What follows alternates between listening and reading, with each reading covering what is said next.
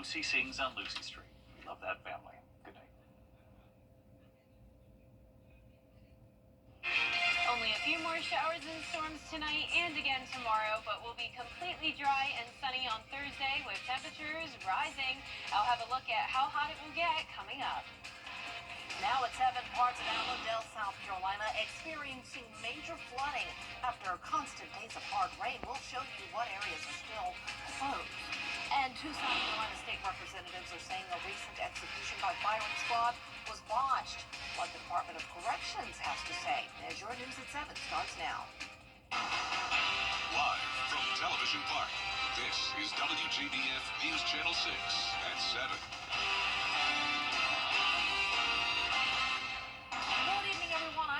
Thanks so much for joining us. Coverage you can count on begins with cleanup underway in Allendale County after thunderstorms lead to major flooding. Graham Lee has more on the damage caused and the recovery efforts on the local and state levels. Work is underway to repair damage around the county. Chief Deputy Stephen Robinson with the Allendale County Sheriff's Office says the railroad along Highway 278 saw the worst of the damage. 278 between Fairfax and Allendale is commonly known as Duck Branch.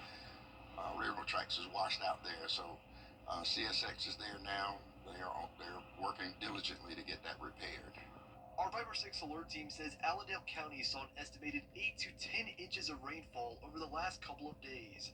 Roads like Citadel Street remain closed, and first responders have had to respond to emergency calls. Yesterday we had a couple of calls.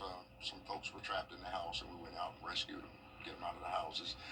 Some animals was rescued yesterday by our animal control. New Mayor Tom Carter says houses and businesses in low-lying areas also saw lots of water. While there's no injuries to report, cleanup efforts will continue over the next few days. I talked to DOT yesterday, and they was out doing what they could. Everybody was trying to get this thing taken care of. It's going to take a couple more days, especially in those two bad areas. Our support is really good. I can estimate probably in the next couple of days we should be really back to normal.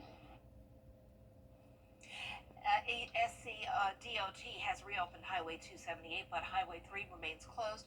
Work crews will monitor that road and will reopen it once they can ensure it's safe to travel on. But in the meantime, they're encouraging drivers to use detours they have in place. Well, time now for a first look at our forecast with Chief Meteorologist Jenna Petracci. And I see on the map there, more rain is creeping into our area. That's right, Dee. We do have a few spotty showers and storms, but luckily nothing widespread like what we had over the weekend and late last night. Here's a look at those rainfall totals over the past few days. Notice Allendale County, definitely our hardest hit county, but we also had anywhere from around 4 to 10 inches of rain from the southern half of Aiken County down to Emmanuel. And then even up towards the northwest, the last night Wilkes County had a shower just sit over the area for a long period of time, bringing training rain, leading to 6 inches with some flash flooding going on there late last night. Some lower amounts from Saluda down to around Sandersville, and Sandersville is where we have a shower right now. Now that's moving outside of town into Jefferson County, Burke, parts of Richmond, McDuffie seeing that rain, and then also up towards McCormick and near Greenwood we have a light shower. Then back down towards the south, you can see that heavy shower outside of Davisboro. Some rain over Louisville and up towards Rennes as well. Harlem seeing some of that. Our Terry Lambert Hyundai Skyview cam showing dry conditions though here in Waynesboro with the rain out in the distance. Our almanac at Augusta Busch Field showing a low of 61 today, a high of 84, and no rain over at the airport. Now currently our temperatures are in the mid to upper 70s. Thompson at 73, 79 in Allendale, Sylvania at 78, 76 in Aiken, Gibson our coolest spot at 70. Dew points are in the 60s, so plenty of moisture still around with a south wind. It's a bit breezy up towards the northeast here, 11 miles per hour in Aiken, Edgefield, Saluda, and McCormick. Winds up to 14 in Lincolnton. Scattered showers and storms across Georgia and Alabama, and then more rain up towards the northeast. It's all the final round of rain from that low pressure system. We're keeping that 30% chance on Wednesday, but finally high pressure takes over for a change, bringing us fully back to sunshine with hotter temperatures Thursday and Friday. More details are coming up, but back to you, Dee. All right, thanks so much. We'll see you in a few minutes. We continue now with the developing story where the Richmond County Sheriff's Office is investigating a stabbing. Investigators say it happened this afternoon on the 3500 block of Windsor Spring Road. When the deputies arrived on scene, they say they found a female victim who had been stabbed multiple times. She was taken to the hospital in critical condition. 2 suspects were arrested at the scene for questioning. Stay tuned to News Channel 6 for more on this developing story. Well, the Richmond County Sheriff's Office and coroner are investigating a suspicious death. It happened today at a home on Harding Road in Augusta. The coroner says 62-year-old David Gregg was found in the front room of the home. He died at the scene. An autopsy will be performed to determine how he died. A deep dive into the finances of an Augusta department is about to get underway. Commissioners approving an audit of the housing department. Last month, Director Hawthorne Welcher was placed on leave, and the city repaid $6.5 million to the federal government for the improper spending of rental assistance funds. City leaders say this is not a forensic audit, which would look for evidence of whether financial crimes were committed, but that's not the case here. As far as I see it, we ought to have been doing a forensic audit, and I ought to have had colleagues that should support this. If they haven't in the past, they ought to now. I feel like that every department, we ought to be doing a forensic audit throughout this government. The time frame for the audit is 5 to 6 months, but some commissioners say they would like to see that sped up. Well, the city is temporarily closing the Augusta River Walk for post-hurricane cleanup. The closure will begin tomorrow and will last 2 weeks. The cleanup effort will involve the use of heavy equipment, creating hazardous conditions for pedestrians and visitors in the area. Now, during the closure, the Saturday market will not be closed and will operate during its normal hours. The Augusta Planning and Development Department wants your input on the current zoning ordinance. It dates back to the 1960s, and sections have been amended over the years. A complete update is underway. Whether you are a property owner, business leader, or someone who just cares about the future of Augusta, you can fill out a survey through June 1st. To take part in that survey, just go to augustaga.gov. 2 South Carolina representatives are called. Today, students from Richmond, Columbia, Burke, and Jefferson counties are being recognized. They attended a leadership and recognition luncheon at the Augusta Marriott and Convention Center. This event is for students in the high school tech program. The program provides youth with disabilities a link to career development experiences designed to meet the workforce demands of the 21st century. It also helps them transition from high school to college. Why we want the kids to walk through our doors, to leave and go out and be able to be self-productive and feel good about themselves and what they're doing. But it's great to see when I walk into an industry or walk into a store, I see some of my former students working and making a productive living for themselves. It's self-confidence that they have in themselves, skills that they learn in this program. And News Channel 6's Barkley Bishop was the MC. Congratulations to everyone. Coming up, President Donald Trump is in Saudi Arabia, which is his first stop on a 4-day tour of the Middle East. What he hopes to accomplish during this trip next. Hey there, Georgia. I'm John Crow with your Cash Free Cash is 0. Again, those numbers are 0, 9, 6, 4, and 0. Good luck and play on, Georgia.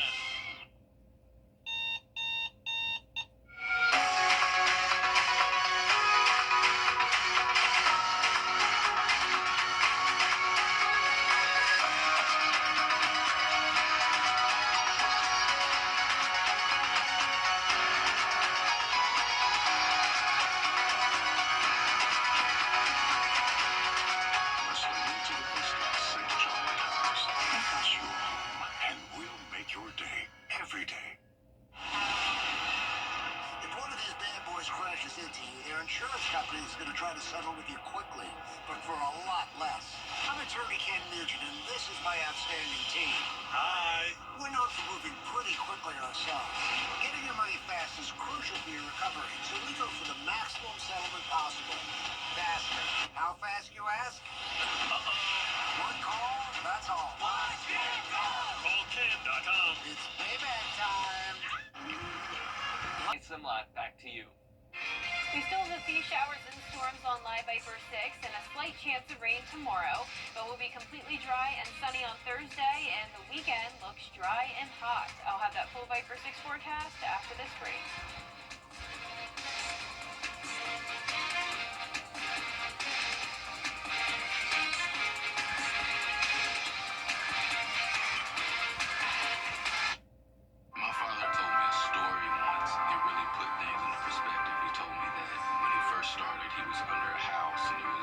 super late at night and it was cold and all these pipes all over town were freezing and bursting. And he said it was so cold he couldn't even bend his hands. That moment for me tested whether you're really going to serve, whether you really mean business, or whether you're just kind of in this for convenience or comfort. And I continued to work at that house until I fixed every leak. My name is Bashay, and I live in Americus, Georgia. Things changed drastically for me monetarily, and I was having to determine whether I was going to go to the doctor or if I was going to pay my mortgage. So I applied for Georgia Pathways, and I am here today thankful for all the things that it has done for me, because I was able to not have to worry about health care. Sometimes we need a village to help us come up, and Pathways was my village. Hey, your wife is hot. Yeah, she is. No, not like that, dummy. I mean, she's literally sweating because your AC is on life support. And if you don't call Cool Ray Mechanical soon, things are going to get uncomfortable. We'll have your AC up and running fast, so the only heat you'll feel is the good kind. Cool Ray Mechanical, your rate pro partner, has been keeping homes cool, wives comfortable, and marriages intact since 2006. To get the weather, you need to see the whole picture. That's why Live Viper 6 gives you the Skyview network. Get a live view of traffic and weather from all over the CSRA. Available online 24 hours a day at WJBF.com and the free Live Viper 6 mobile app. The WJBF Live Viper 6 Skyview network. Powered by Terry Lambert Hyundai.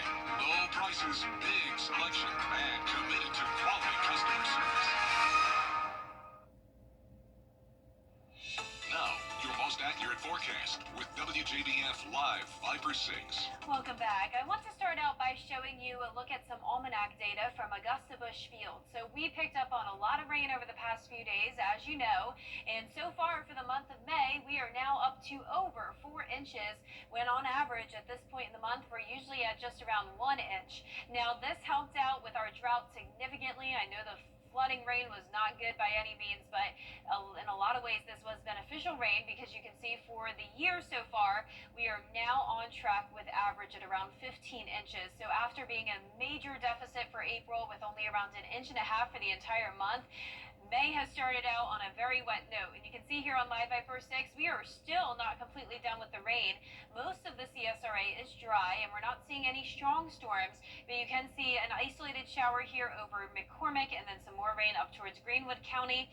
Jefferson County and Louisville in particular are dealing with some heavy rain, and this extends into Burke County and parts of Richmond County as well. Our Terry Lambert Hyundai Skyview cam showing a stormy sky here at Augusta Regional Airport, sitting at 75 degrees, a southwest wind of 7 miles per hour, dew points in the lower 60s, and around the CSRA, we're pretty much all in the low to mid 70s, but a little bit warmer up towards the northeast.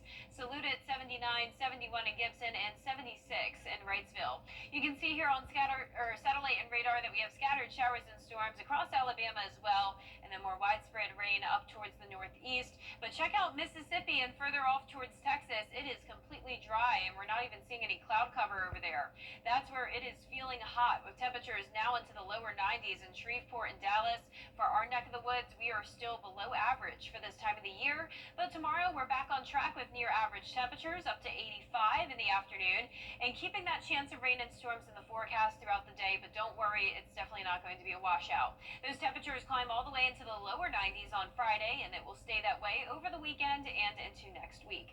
As for the rain chances, not looking like we'll see a whole lot more, just that 30% chance on Wednesday, a few stray showers possible on Sunday, but most of next week looks dry as well. So now through Wednesday, additional rainfall totals will anywhere from 1/10 of an inch to 1/2 inch, and that means that we're done with the flooding threat, we're done with that severe weather threat, so things are definitely starting to improve. Now tonight at 8 p.m., still some pop-up showers and storms lasting until around midnight, most of overnight looking dry, but then once we get to Wednesday morning, some light showers possible, and then in the afternoon with the heating of the day, a few more showers and storms will fire up. So still a lot of moisture coming in with a southwest wind, but eventually high pressure will take control, and all of this rain that we're seeing out to the west will not be impacting us. So check out Thursday evening. We are completely clear, and no more rain will be in the forecast. Now let's bring our future cast a little bit closer to home now. Tonight at 8 p.m., spotty activity here and there.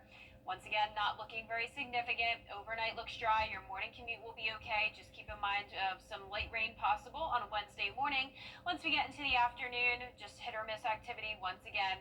You may get stuck in a shower, you may not. It's just some of us will stay completely dry from here on out, while others still deal with the rain. Our highs tomorrow will be in the low to mid 80s, and over the next 10 days, you can see those temperatures will hit 93 on Friday, and once we get to the 90s, it looks like we're not going back until we get to next Friday. That's when we could drop back down into the upper 80s, along with some isolated rain chances. But the main story the rest of this week and next week is about to be the heat and the dry weather. The heat is on. Yep. All right, thanks so much. Coming up, educating your kids about saving money. We'll share some tips on how to save when we return.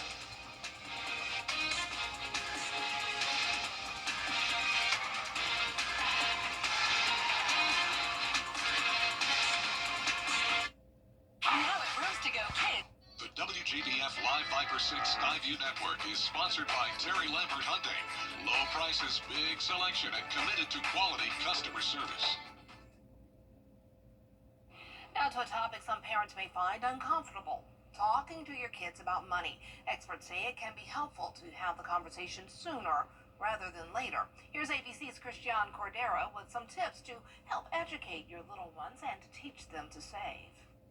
The financial world is becoming increasingly complicated, and experts emphasize teaching kids about money is crucial before they reach adulthood. The key for parents is to make learning about money fun, because that way kids feel like they want to talk to you about it and they don't just shut off when it feels like you're trying to teach them a lesson. NerdWallet's Kimberly Palmer advises parents or guardians to begin discussions when kids start asking for things, around 2 or 3, and explain the difference between needs and wants. Get them involved, whether it's asking them to help compare prices at the grocery store or discuss ideas to save for a vacation. An allowance can also be beneficial. Starting an allowance can also start relatively young. So as young as first grade, second grade. In general, a good rule of thumb is to give a child $1 for every year old they are. It gives them the independence to make mistakes. For example, buying something that they later regret and think, oh, maybe next time I'll think ahead or think twice before making a big purchase. It's okay to let them make those mistakes, and in fact, it can be helpful because then they're less likely to make bigger mistakes later on. And don't be afraid to get creative. So you might have a piggy bank, for example, that you can see every day. Slowly, you're building up more money into it. Some kids like even drawing a chart. So say they have a savings goal of $20 because that's how much the toy they really want costs. You can show visually on a chart that they can see posted in the kitchen how they are slowly growing that savings until they reach the goal of $20. Lastly, experts advise to keep an open mind and be flexible as each child learns differently. Christian Cordero, ABC News, Washington. Coming up faster than a blink of the eye. That's how long it took to set a new world record for solving the Rubik's Cube. We'll explain after this break. We've helped injured people recover over $1 billion. Ready, set, go. Purdue University students shattered the Guinness World Record for fastest puzzle cube solving robot. The Purduebics Cube can solve a Rubik's Cube in 103 milliseconds. That's faster than the blink of an eye and nearly 3 times faster than the previous record set by Mitsubishi last year. The high-speed robotic system was made by a team of 4 engineering students for their senior design class. That's amazing because I could never solve it. I could barely solve one side, and I think that took me months to do when I was younger. I've never solved it ever. Wow, it's a hard one. But Yeah. I mean, if you can't solve it, why not create a computer, a robot that can solve I it? can't even process how that can solve it so fast. I mean, can't you either. gotta move a lot of pieces. Yeah, but it did it. I need to watch a video on how it's solved. 'Cause Yeah. I'm curious about I'm it. curious too. Well, our forecast is showing the chance of rain again tomorrow, just not a very high chance at 30%. Mostly sunny skies and dry on Thursday, up to 93 on Friday, low 90s this weekend. Partly cloudy with just a 20% chance of rain on Sunday, and then another 20% chance next Thursday and Friday. And there you have it. Thanks so much for joining us. Entertainment Tonight is next. Have a great, let's say, evening.